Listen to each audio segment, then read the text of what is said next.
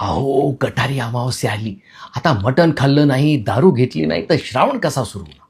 लोकं म्हणतात, आज काही खा, प्या, उद्यापासून श्रावण सुरू होणार आहे. आणि मग एकदम कडक तपस्या, पूर्ण श्रावण मास, स्पर्श नाही, बघायचं नाही.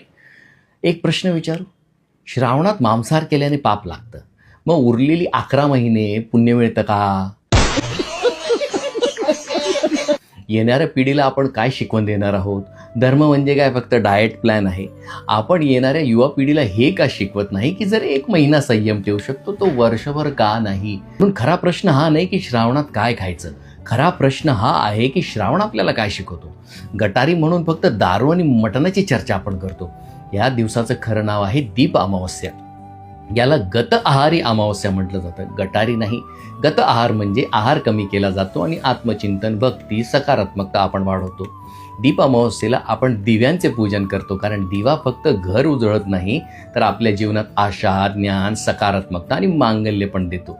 या दिवशी आपण पितरांचे स्मरण आणि तर्पणही करतो. या वर्षी दीप अमावस्या येणार आहे 12 ऑगस्ट 2026ला. आपण या दिवशी कधीही दीपपूजन आणि पितृतर्पण करू शकतो. दिवा लावताना हा मंत्र म्हणायला विसरू नका.